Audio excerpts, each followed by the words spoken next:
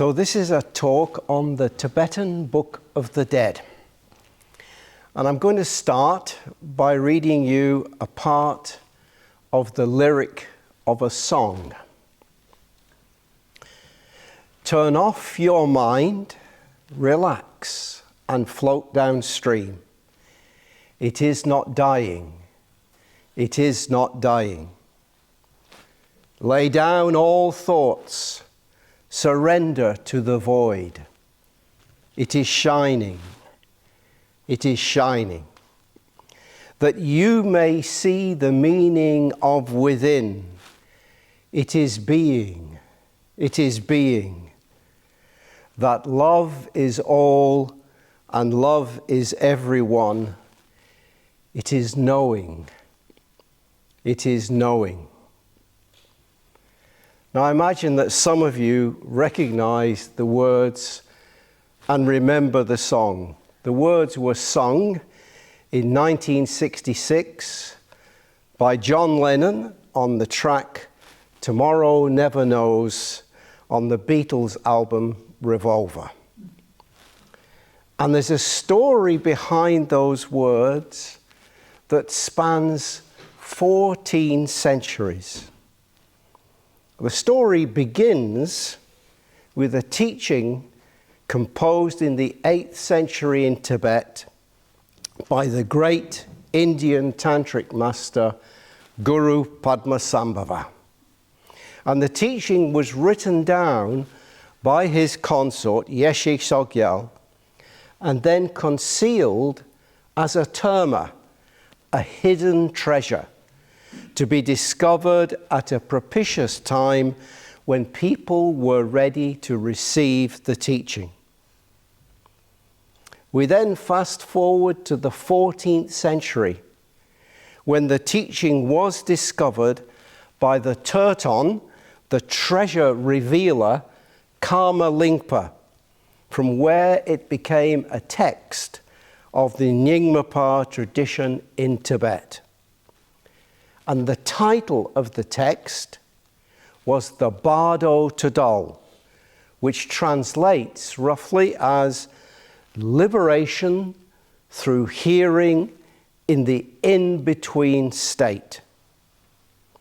The story then shifts fast forward again to the early 20th century, when Kazi Dawa Samdup, a scholar, translator, and interpreter from Sikkim, cooperated in India with an American called W.Y. Evans Vetz to translate the text from Tibetan and to help prepare an English language version.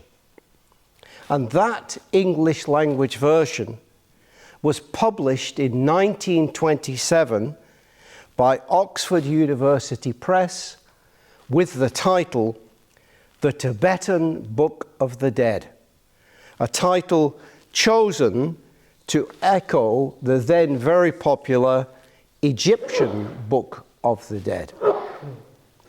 And since its publication in 1927, the book has had many reprints, including one with a foreword by Carl Gustav Jung, another with a foreword by Sangharakshita's friend Lama Govinda, and it has sold over 1 million copies, becoming probably the most famous Buddhist text in the Western world. Then in the 1960s, the book inspired Timothy Leary to rewrite the text of the Bardo Todol as a guide to an LSD trip called The Psychedelic Experience, from where it made its way into a Beatles song. And later in the 20th century, there were several serious scholarly translations from the original Tibetan done by Francesca Fremantle and Chogyam Trungpa and Robert Thurman, amongst others.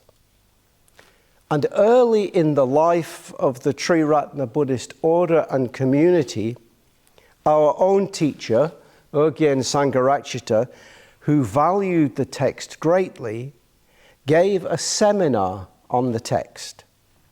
And more recently, Subhuti, who attended that seminar, gave a series of detailed talks on the Tibetan Book of the Dead, or the Bardo Tadal, at Adhisthana. So before we look at the text, there's two important points I'd like to make. The first is that we do not have to literally believe that the text was composed by Guru Padmasambhava in the 8th century and hidden as a terma. Scholars believe that most likely this particular text was created in the 14th century in the context of many years of development of similar texts in the Dzogchen Nyingmapa community in Tibet. But whatever its origins, what does matter is that behind the text, a deeply spiritual mind can be discerned. And Sangharakshita certainly thought that this was the case with the Bardo Tadal. And the second point concerns the different accounts of the process of death and rebirth found in the Theravada and Tibetan traditions of Buddhism. Theravada Buddhists believe that rebirth occurs immediately after death, whereas Tibetans believe that there is an intermediate state after death before rebirth takes place. Now, whilst it is true that Theravada and Tibetan Buddhists hold divergent views on what happens at death, they both hold to the belief that what propels the journey from death to rebirth are the karmic dispositions or sanskaras of the dead person. This force of the karmic dispositions or sanskaras is there active throughout the whole process of death and rebirth described in the Bardo Tadal.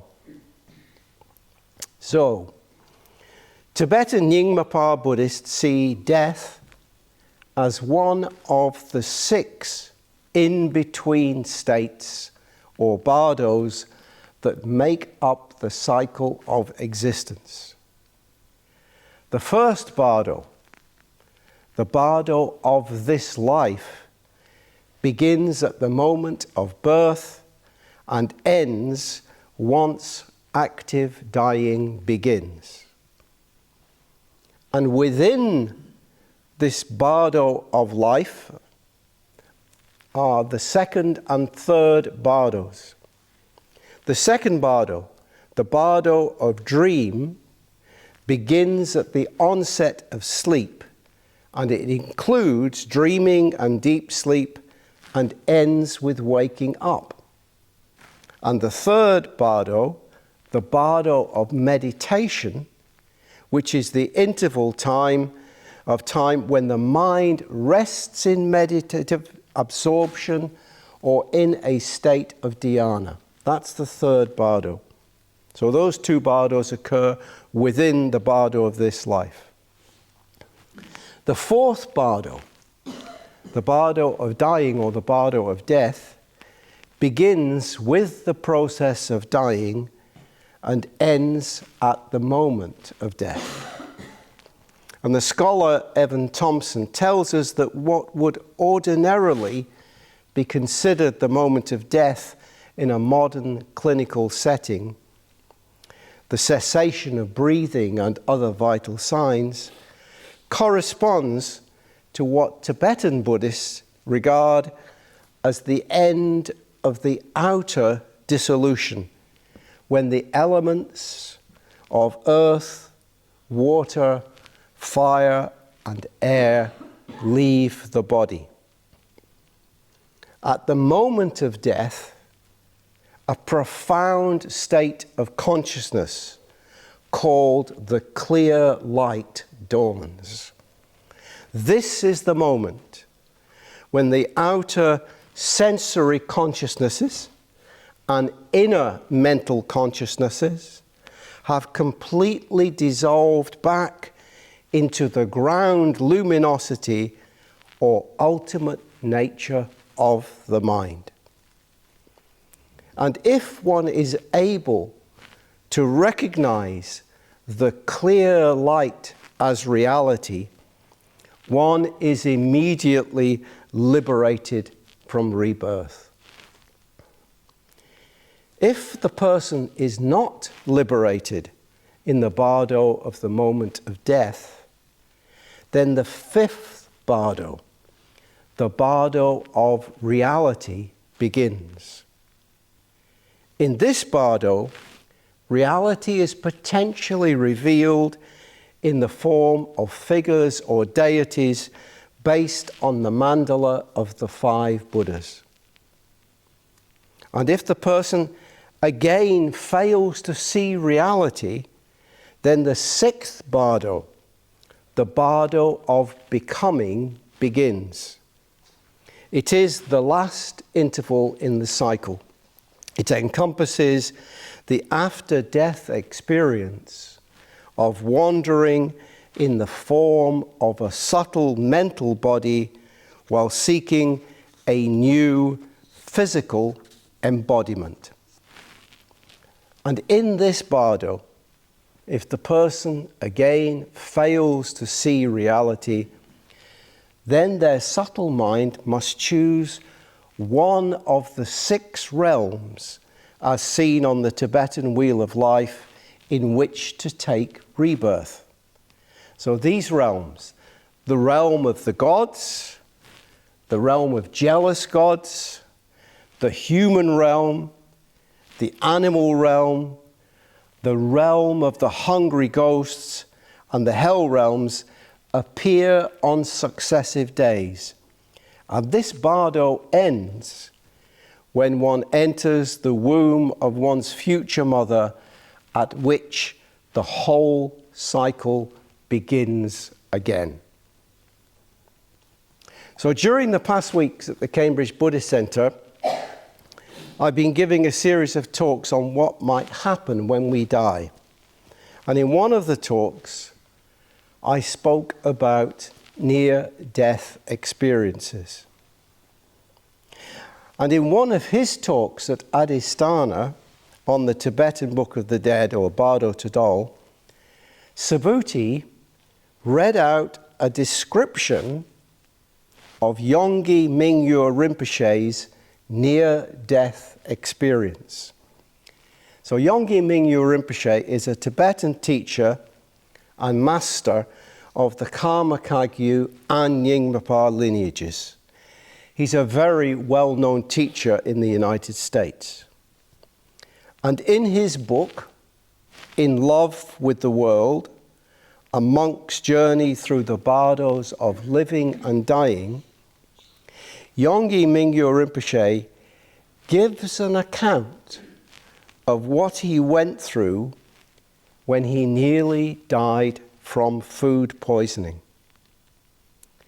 It's an astonishing, vivid description of the bardo of death, culminating in the luminous, clear light of reality.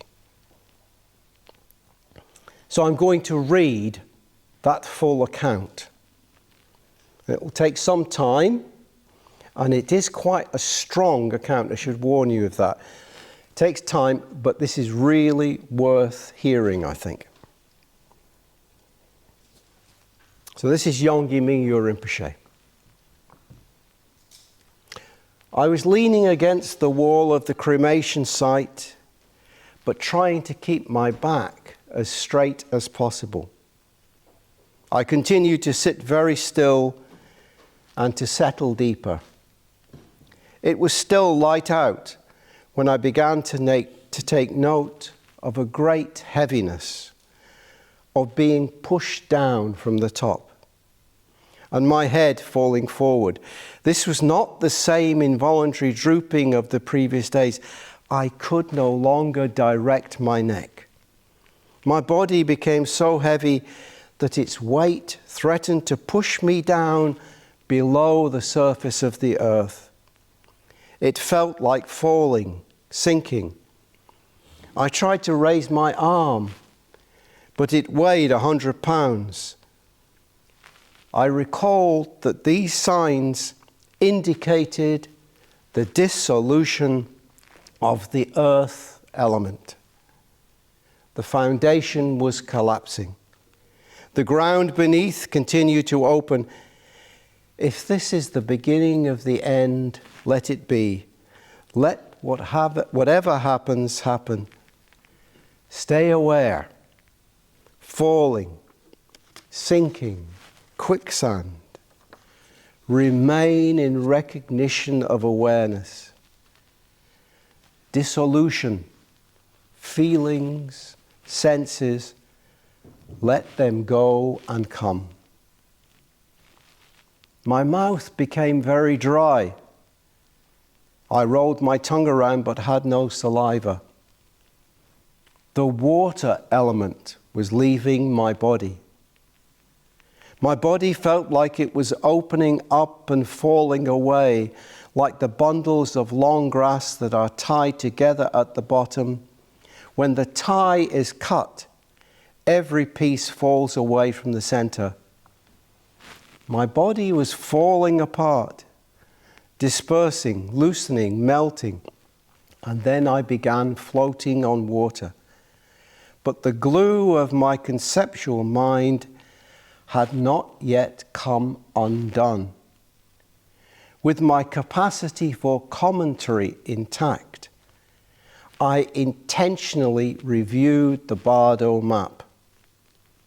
I wanted to make sure that I was getting this right, that the dissolution of the elements had begun, and that this process would spontaneously dissolve layers of conditioning, leaving the gap through which luminous emptiness would appear with greater clarity than ever before. I had heard about this luminous emptiness that accompanies the moment of death all my life. The best chance for enlightenment. My experiences affirmed that the dissolution of consciousness freed from mind, and I trusted that sleep and dreams reflected echoes of physically dying.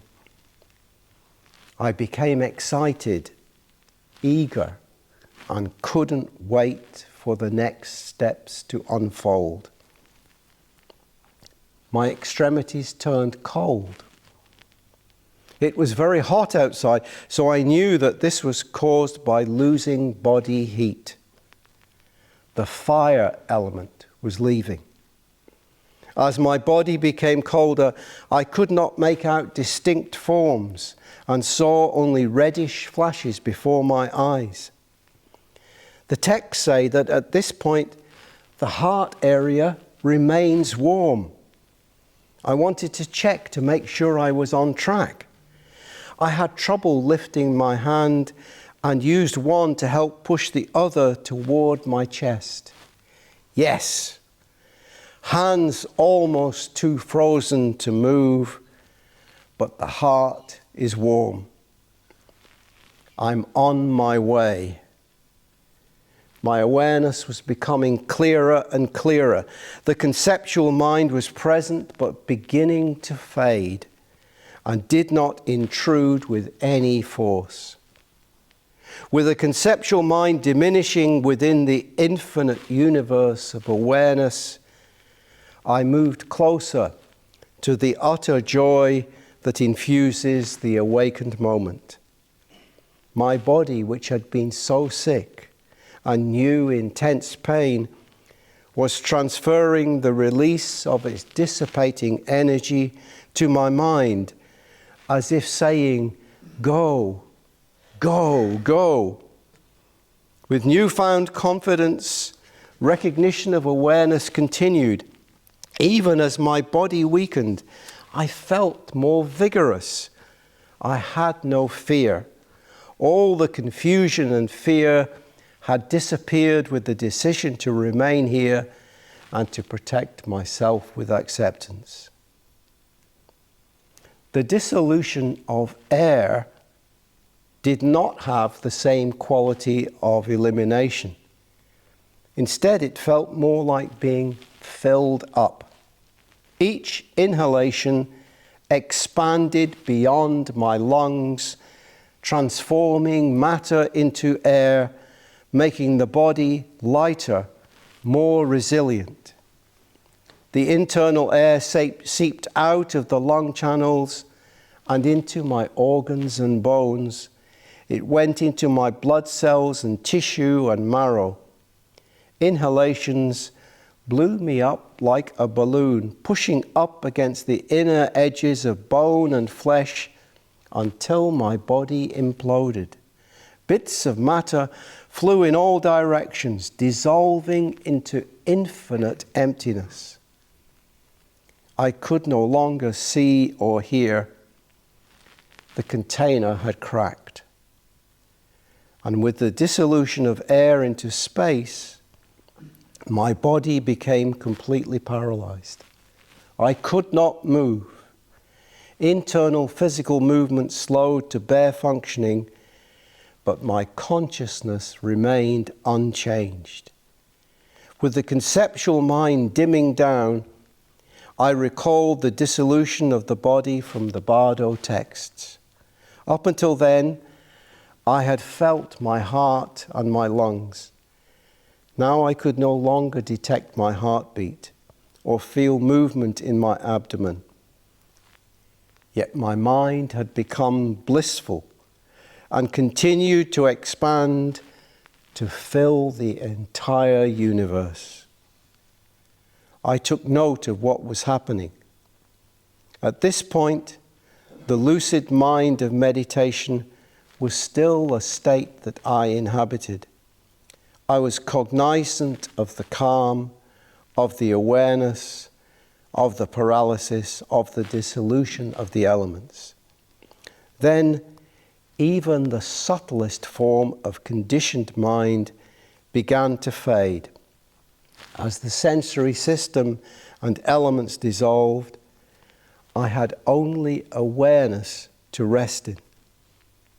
With the disappearance of the body structure that stores both gross and subtle perceptions, the mind expanded into realms of boundless spaciousness that it had never known before. The cup that is called child luminosity had shattered.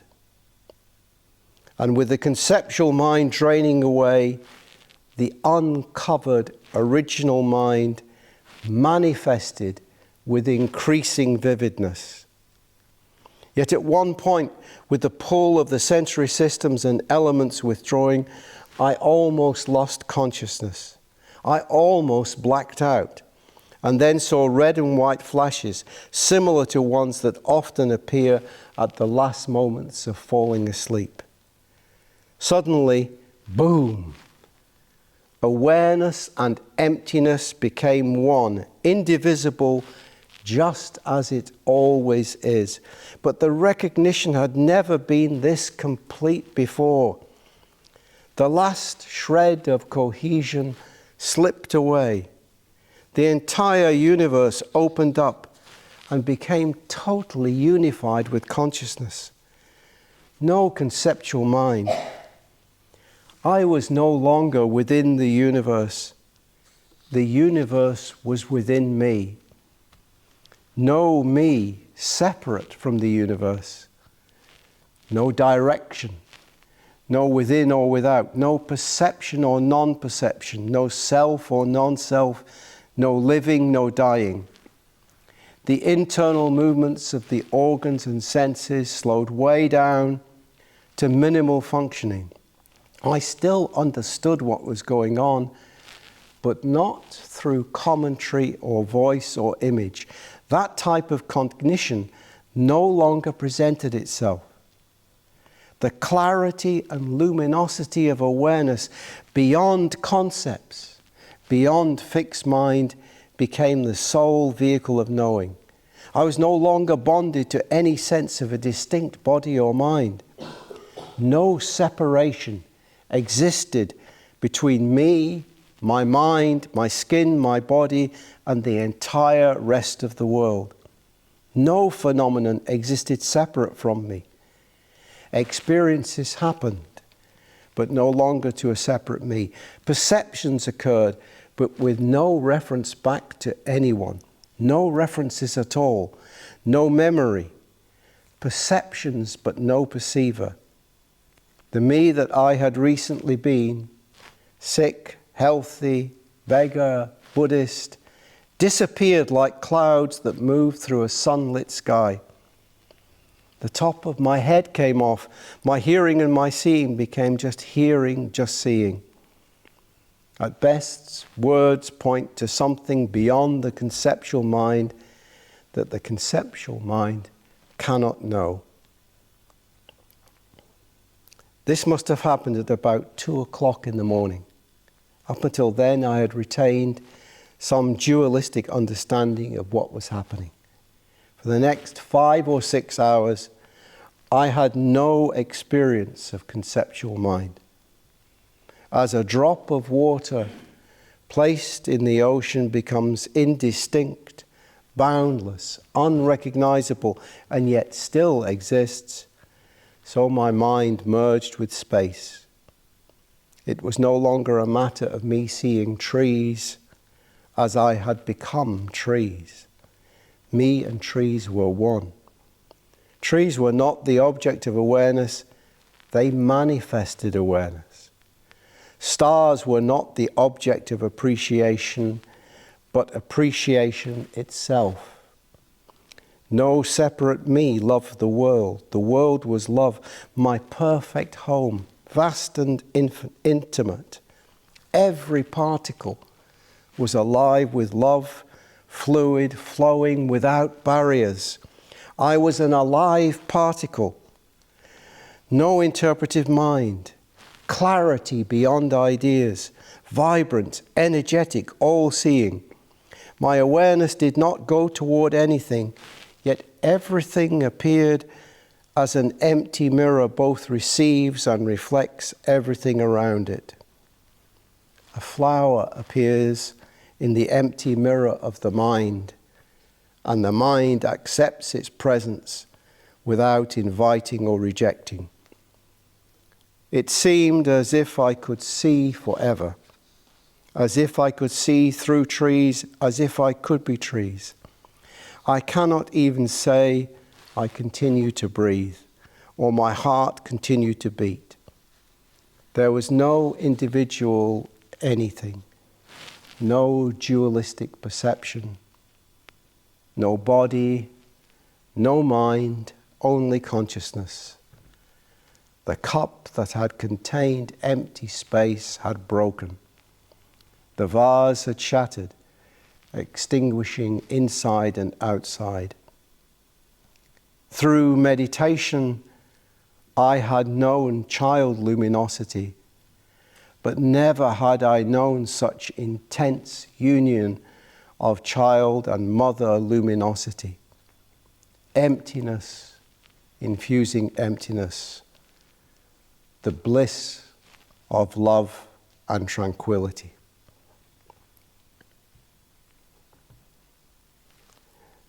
So I think you'll agree that is an extraordinary account of a near-death experience happening in a very particular set of circumstances to someone steeped in the Bardo teachings and practices of Tibetan Buddhism.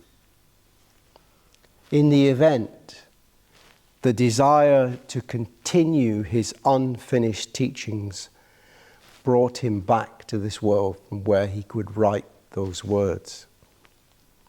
And what we take from Yongey Mingyur Rinpoche's account is up to each of us to decide. For me, it's an incredibly stunning and inspiring account. But more generally, the question arises, if after the death of the physical body, there is some sort of conscious experience, how much can we take from the Bardo Tadal?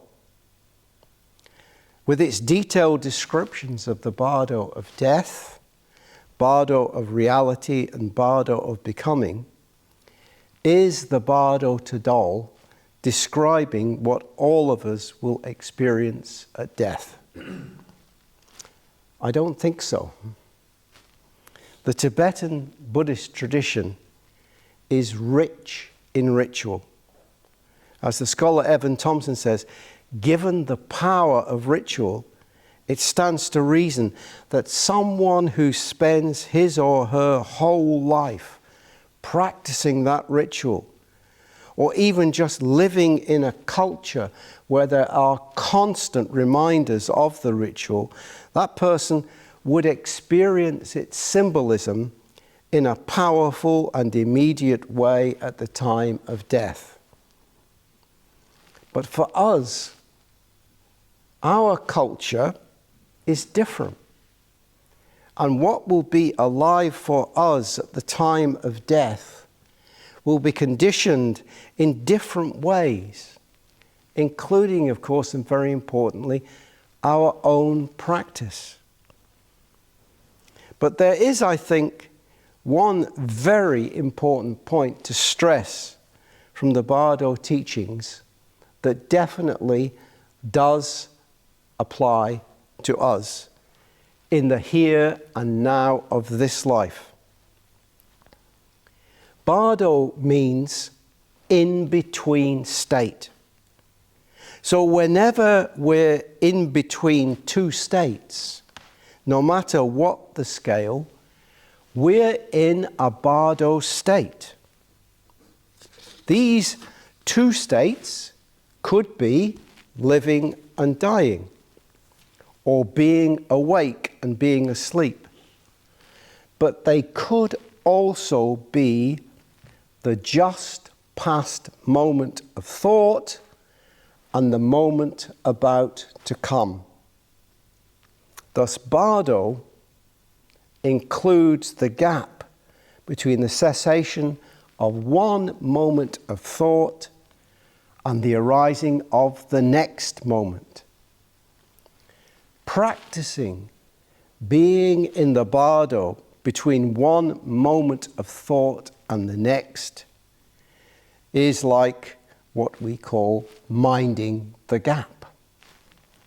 Being mindful enough to be able to observe how our mind moves from sense contact through feeling and perception to action is practicing being in the Bardo.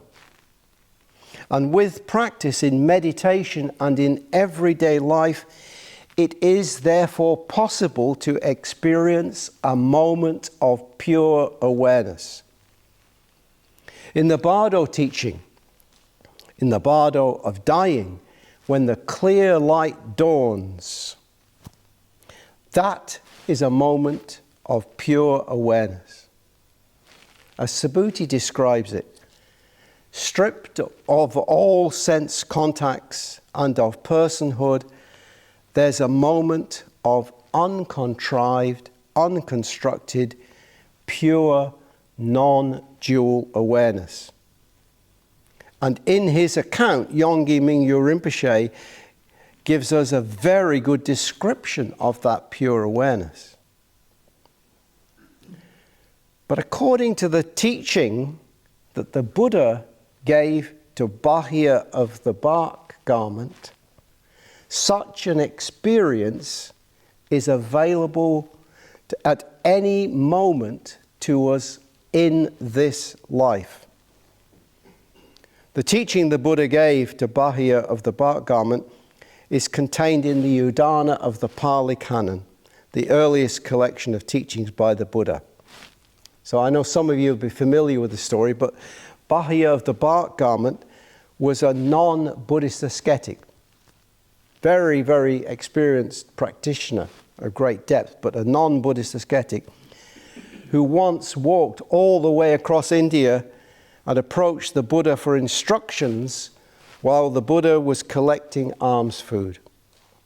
Still out on the roads of the city, faced with a very persistent Bahia, the Buddha gave him a short instruction, with the result that Bahia immediately gained full awakening.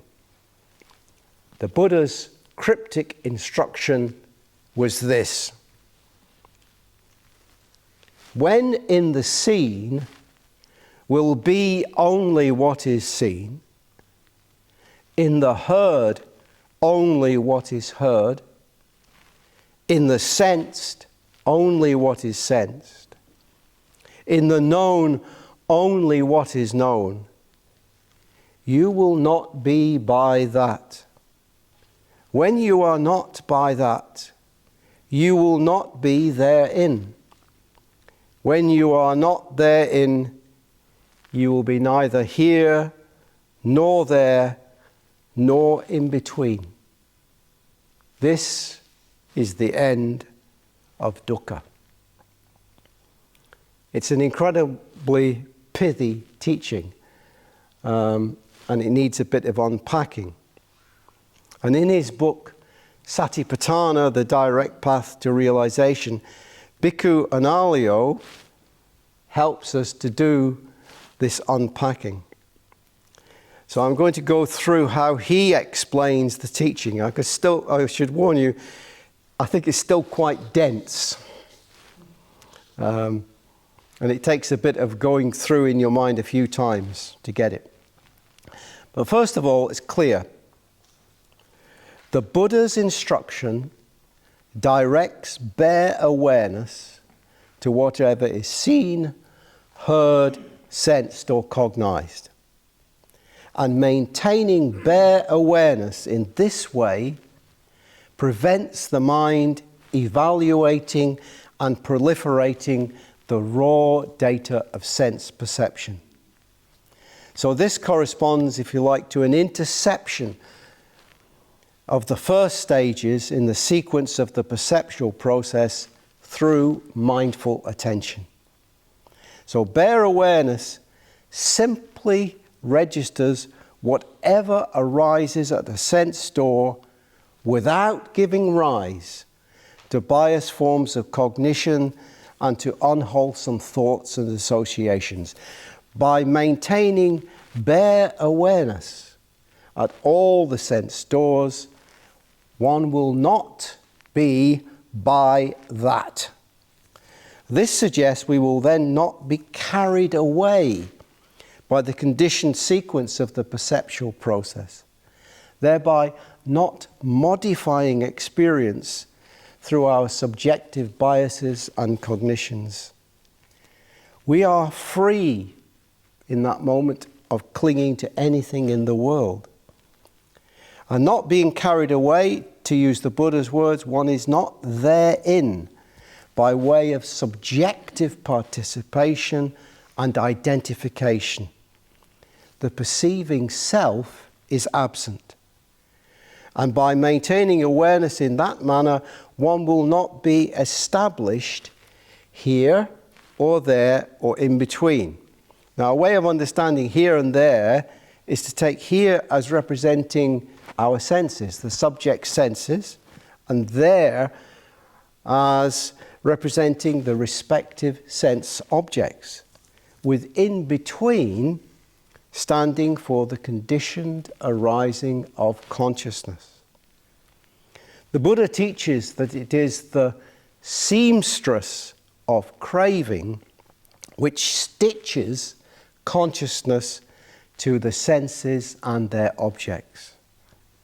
An awakened person who is free from craving and from proliferating thoughts is not identified with either here, the senses, or there, the objects, or in between, the consciousness, resulting in a pure awareness, free from any type of becoming, whether it be here or there or in between. Remember Yongey Mingyo Rinpoche's words, I was no longer bonded to any sense of a distinct body or mind. No separation existed between me, my mind, my skin, my body, and the entire rest of the world. No phenomenon existed separate from me. Experiences happened, but no longer to a separate me. Perceptions occurred, but with no reference back to anyone. No references at all, no memory. Perceptions, but no perceiver. The me that I had recently been, sick, healthy, beggar, Buddhist, disappeared like clouds that move through a sunlit sky. So something of that experience is available to us when we practice bare awareness in meditation and in everyday life. That's experiencing the bardo. And one of the other practices in Triratna that can help us move towards the experience of pure awareness and that could help prepare us for what might happen when we die is the 6-element practice. So I'm going to finish by reading Sangharakshita's poem, The 6 Elements Speak. It's appropriate to finish with this poem by Sangharakshita because it reflects the outer dissolution of the elements as the body dies, and it leaves us with an anticipatory mystery of what then happens to our consciousness. So, Sangharakshita's poem, The 6 Elements Speak. I am earth. I am rock, metal, and soil. I am that which exists in you as bone, muscle, and flesh. But now I must go, leaving you light. Now we must part. Goodbye. I am water. I am ocean, lake, rivers, and streams. The rain that falls from clouds, and the dew on the petals of flowers. I am that which exists in you as blood, urine, sweat, saliva, and tears. But now I must go, leaving you dry. Now we must part. Goodbye. I am fire. I come from the sun, traveling through space, to sleep in wood, flint, and steel. I am that which exists in you as bodily heat, the warmth of an embrace. But now I must go, leaving you cold. Now we must part. Goodbye. I am air. I am wind, breeze, and hurricane. I am that which exists in you as the breath in your nostrils, in your lungs, the breath that gently comes, that gently goes. But now I must go for the last time, leaving you empty. Now we must part. Goodbye. I am space. I contain all, from a grain of dust to a galaxy. I am that which exists in you as the space limited by the earth, water, fire, and air that make up your physical being.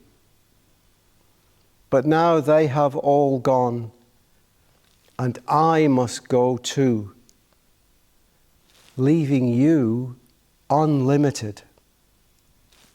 Now we must part. Goodbye. I am consciousness, indefinable and indescribable. I am that which exists in you as sight, hearing, smell, taste, touch, and thought. But now I must go from the space no longer limited by your physical being, leaving nothing of you. There is no one from whom to part. So no goodbye. Earth dissolves into water. Water dissolves into fire. Fire dissolves into air. Air dissolves into space. Space dissolves into consciousness. Consciousness dissolves into Hung.